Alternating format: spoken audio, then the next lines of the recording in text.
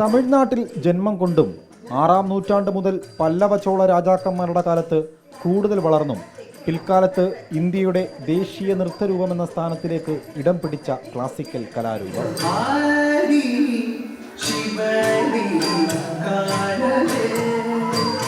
ഇന്ന് സംസ്ഥാന സ്കൂൾ കലോത്സവ വേദിയായ പെരിയാറിൽ ഭരതനാട്യം അരങ്ങേറുമ്പോൾ ക്ലാസിക്കൽ കലാരൂപങ്ങളെ എക്കാലവും ഹൃദയത്തോട് ചേർത്ത് പിടിച്ച ഒരു മനുഷ്യനെ കാണികൾക്കിടയിൽ കണ്ടു.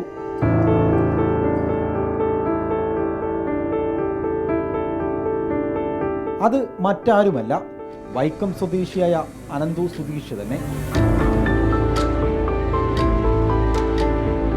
കഴിഞ്ഞ 27 വർഷമായി മുടങ്ങാതെ സംസ്ഥാന സ്കൂൾ കലോത്സവം കാണാനായി എത്തിയിരുന്ന മനുഷ്യൻ. അതായത് ആദ്യമൊക്കെ മോള് ജനിക്കുമ്പോൾ ഞാൻ ഭാര്യയോട് പറയാതെയാണ് ആ കലോത്സവത്തിന് വരുന്നത്. 2008 മോള് ജനിക്കണത്. മോള് ജനിച്ചത് 2-3 ദിവസം ആയിട്ടുള്ള കലോത്സവം വരുമ്പോഴത്തേനും. അപ്പോൾ ഹോസ്പിറ്റലിലായിരുന്നപ്പോൾ ഞാൻ പറയാതാണ് ആ കലോത്സവത്തിന് പോരുന്നത്. അവിടെ വന്ന് ആദ്യം കാണുമ്പോഴത്തേനും മോഹിനിയാട്ടമാണ് കണ്ടത്. ഞാനത് കഴിഞ്ഞ ഇതിൽ പറഞ്ഞിരുന്നു. മോഹിനിയാട്ടം കാണുമ്പോഴത്തേനും ശൃംഗാരവർണ്ണം ചെയ്ത ഒരു മീര ശ്രീനാരായണൻ എന്ന് പറഞ്ഞ കുട്ടിയാണ്. ആ കുട്ടിയുടെ അത് കണ്ടപ്പോഴത്തേനും ഞാൻ സങ്കല്പിക്കുന്നത് എൻ്റെ മോള് ചെയ്യുന്നൊരു ആഗ്രഹം. അപ്പോൾ മോളെയാണ് സങ്കല്പിച്ചത്.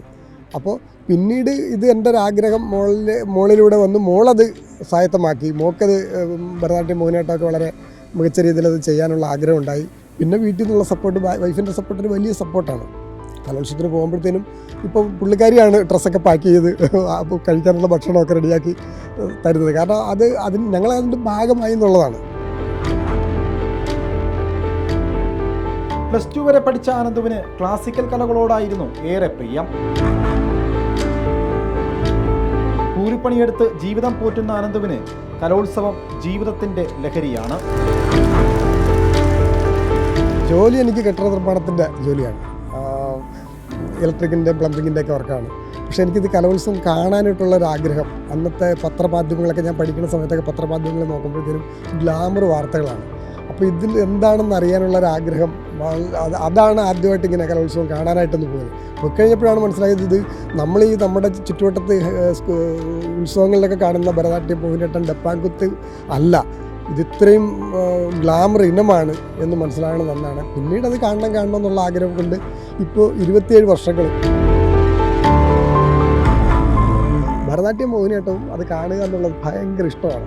ഓരോ കലോത്സവക്കാലവും കഴിഞ്ഞ് അനന്തു തിരികെ മടങ്ങുമ്പോൾ ക്ലാസിക്കൽ കലകളുടെ നവീനമായ ഓർമ്മകളുമായാണ് വൈക്കത്തെ വീട്ടിലേക്ക് എത്തുന്നത്.